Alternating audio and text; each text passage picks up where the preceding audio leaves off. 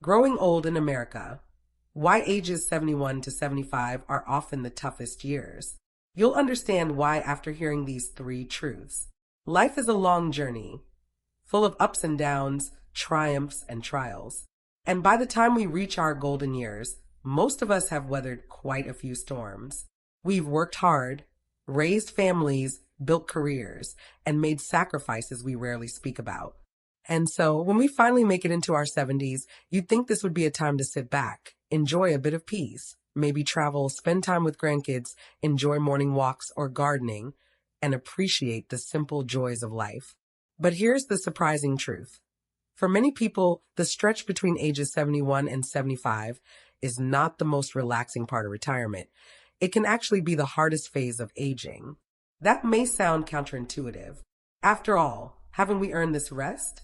But if you talk to folks who are living through these years or have made it past them, they'll often tell you that this period can be physically, emotionally, and socially challenging. And it's not just a personal issue. It's something many people face quietly and alone. So, why exactly is this phase of life so hard? There are three key reasons, and once you hear them, I believe you'll understand. 1. The body starts sending red alerts. Let's start with the obvious, your health. No matter how strong and active you were in your 50s and 60s, something starts to shift after 70. It's subtle at first, maybe a little less bounce in your step, a bit more stiffness when you wake up. But for many, between 71 and 75, the decline can speed up. Even people who once bragged about being fit and full of energy start to feel betrayed by their own bodies. You might find that a simple cold takes twice as long to shake off. You trip a little more easily. Meals that used to taste great now feel bland. Sleep becomes elusive, and you might wake up in the middle of the night with no clear reason.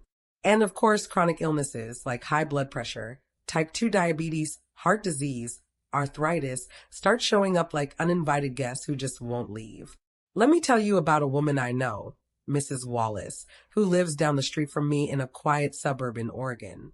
Just a few years ago, she was the very image of vitality. Every morning she'd join a local walking group at 6:30 a.m., and every Thursday afternoon, she'd host a book club and laugh louder than anyone else in the room. But then, when she turned 71, she slipped on the stairs while carrying laundry. One fall, that's all it took. A trip to the hospital revealed she had developed osteoporosis, and the fracture in her hip left her needing weeks of recovery. She told me something that stuck with me. It wasn't just the pain. It was the fear. Suddenly, going outside felt dangerous. Now, she walks slowly with a cane and refuses to go out unless someone's with her. And the truth is, a lot of seniors try to push through like they're still in their 50s, still mowing the lawn, shoveling snow, lifting groceries like nothing's changed. But the reality is, you can't outrun aging, and if you ignore your body's warnings, it will force you to slow down, one way or another. So here's the takeaway. At this age, the goal is not to prove anything. The goal is to maintain balance. Get regular checkups. Yes, even if it costs a little. Take your medications, do your rehab, and if you're unsure, ask a second opinion. And exercise gently, walking, tai chi, chair yoga, or light swimming. These are better than trying to run a 5K to prove you're still young. Remember, when you're over 70, stable is the new strong. If you're not in the hospital, if you're not in pain, and if you can move freely, that, my friend, is a blessing. 2. The emotional letdown can hit hard. There's something else that happens between 71 and 75 that no one really talks about. The emotional crash. Think about it. For decades, you were needed. You were the rock of the family, the one who handled emergencies, paid the bills, cooked Thanksgiving dinners, drove the kids to soccer games, or helped your spouse keep the house running. You had a title at work, colleagues who respected you, and a sense of being part of something bigger. And then, poof, retirement comes. The kids are grown. They're busy with their own lives. Suddenly, your calendar is empty. Your phone doesn't ring as often. The house is quiet, not peaceful quiet, but lonely quiet. Take Mr. Daniels, for instance, a retired attorney who used to run one of the busiest legal firms in Chicago. He told me once, Back then, I just had to pick up the phone and things got done. Now, I can't even figure out how to change the settings on the Roku remote. My grandson has to help me. He laughed when he said it, but I saw the sadness behind his eyes. That loss of relevance, of feeling like you no longer matter, can mess with your head. Many people fall into sadness, not full-blown depression necessarily, but a kind of fog. Some become irritable. Others withdraw. They stop offering advice because it's never listened to anyway. But here's what we must remember. Retirement doesn't mean you're useless. It means you're free. This is the time to rediscover yourself. Take a painting class. Start a garden. Volunteer at the local library or animal shelter. Write your memoirs. You don't need an audience, just purpose. Even helping out with the grandkids can feel rewarding. But only if it's on your terms, not out of guilt or obligation. You're not just here to babysit, cook for others, or wait by the phone. You're here to live fully, even if that means spending time with just yourself. Life isn't over at 71. It's just shifting gears. 3. Losing friends brings deep loneliness. Finally, and perhaps most painfully, comes the loss of companionship. It's not just about death. It's about disconnection. Friends move away to be near their children. Others end up in nursing homes or assisted living facilities. Some become ill and withdraw. And yes, some pass away, and that loss is deeply felt. I remember Mr. Harlan, a sweet man who used to sit on a bench in our town square every afternoon with his buddies. They'd drink coffee, argue about politics, swap jokes. But now he's often alone. One friend moved to Florida. Another is bedridden. 2 others passed away in the same year. I used to have someone to talk to every day, he told me. Now, some days, I don't say a word to anyone until dinner. Even when your children live nearby, they have busy lives. They can't always fill that emotional gap left by old friends who knew you before the gray hair, before the surgeries, before the aches. That's why, at this stage in life, it's so important to be proactive. Join community centers or walking groups. Take part in events at the senior center or public library. If you're able, adopt a pet. A dog or cat isn't just company, it's comfort, responsibility, and a reason to get out of bed in the morning. And when you feel alone, don't bottle it up.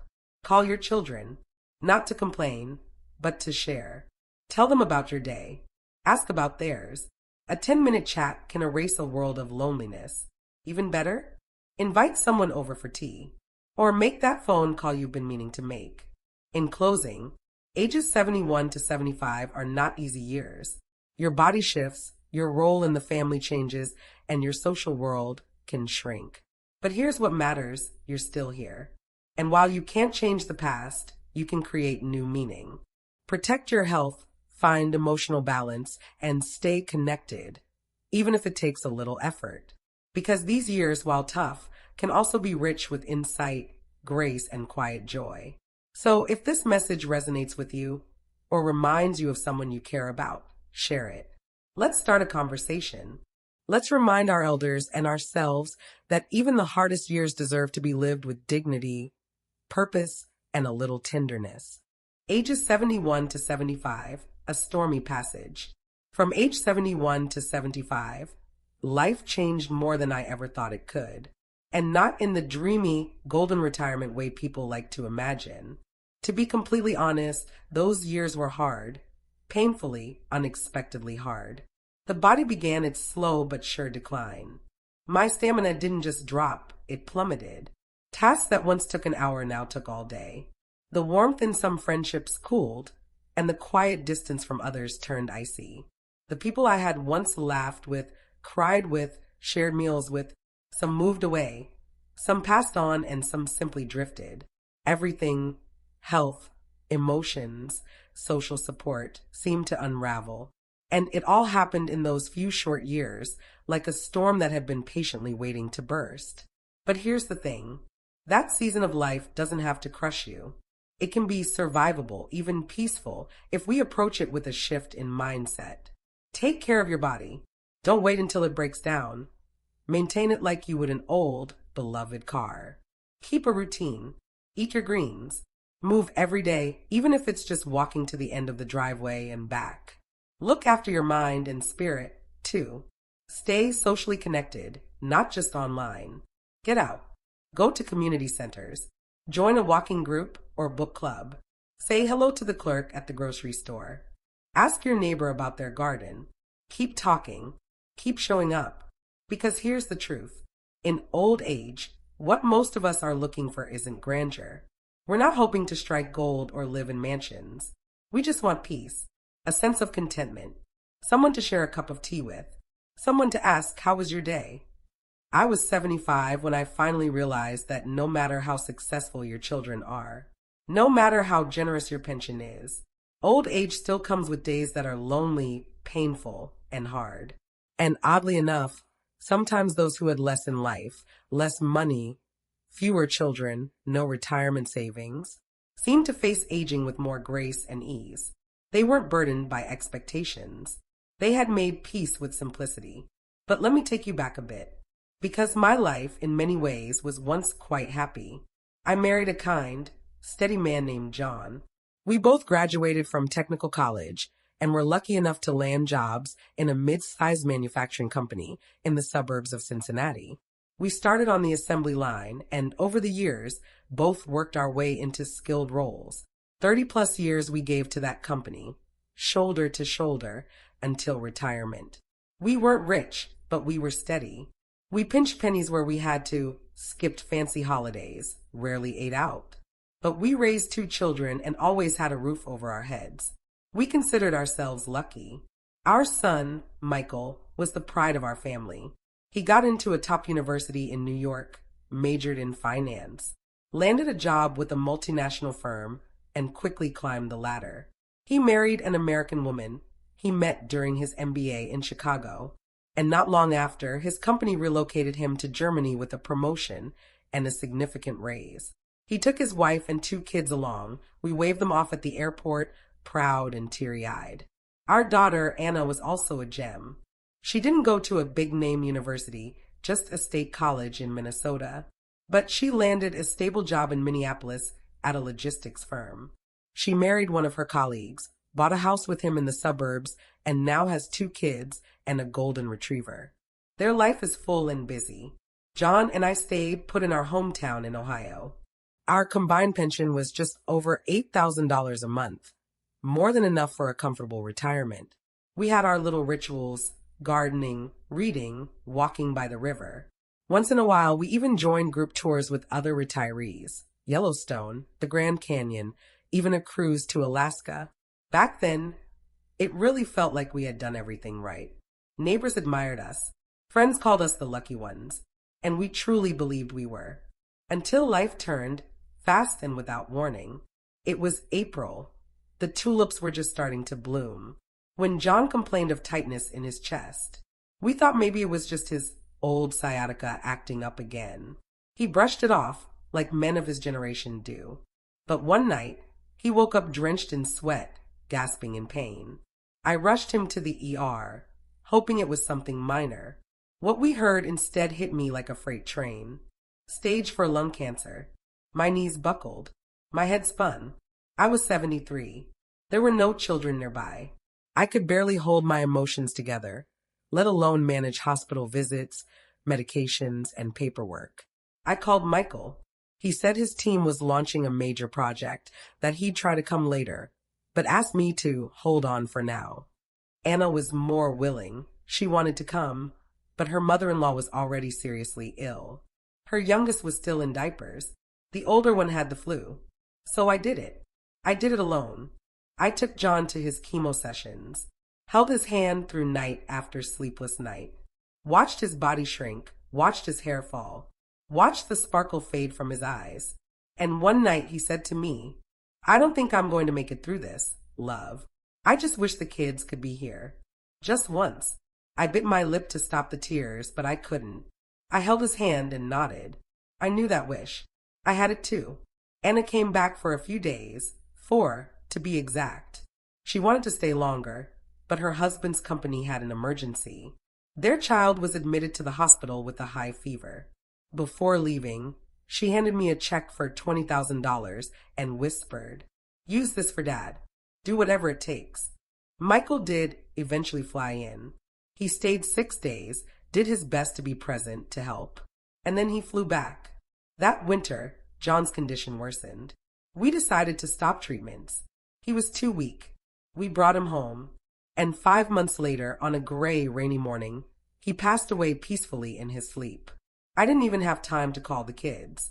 He slipped away so quietly. I held his cold hand and whispered, "Don't be angry with the kids, love. They aren't heartless. They're just busy."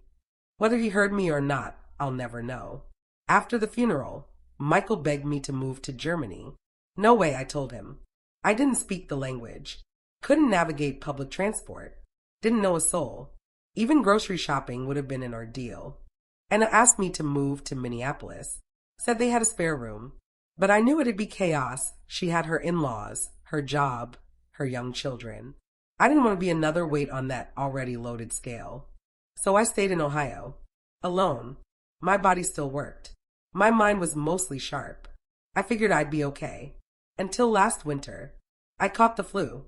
Fever spiked. I was too weak to walk. Couldn't reach my phone, battery dead. Tried to get out of bed to grab the charger, and collapsed. I lay on the cold floor for over 6 hours, unable to move. No one heard me calling. Doors locked. Curtains drawn. It was only when my niece, bless her, came by on a hunch. That help arrived. She called the locksmith, got me to the hospital. I thought I'd die that night. After a short hospital stay, my niece had to return to work. Anna came twice. Each visit lasted a few hours. Michael wired money, said to get help. So I tried hiring caregivers. Some were careless, some were rude. Others simply didn't show up again. Eventually, I moved into a local care home, $5,000 a month. I could afford it, but the price was more than money. The food was bland. The staff were cold. I watched a man soil himself and cry for help for 30 minutes while the nurse ignored him. I left after 2 weeks. Couldn't take it. And now I'm home again. Alone. Nights are the worst. I turn on every light, the TV, the radio, but nothing fills the silence. It's not noise I miss, it's company. Sometimes the kids call, but there's always something else going on. A meeting, a sick child, bad reception. The conversations are short. I sit here, often wondering, how did it come to this? I have 2 children. I have a solid pension. And yet this life, it's lonely. Not because I lack money, because I lack connection. At this stage of life, we don't want luxury. We want presence. Someone to pour us a glass of water. Someone to ask, "Did you sleep okay?" I wish, honestly, that my children weren't so successful, that they had stayed nearby, found simple jobs, that we could have Sunday dinners together, even if all we had was tomato soup and grilled cheese.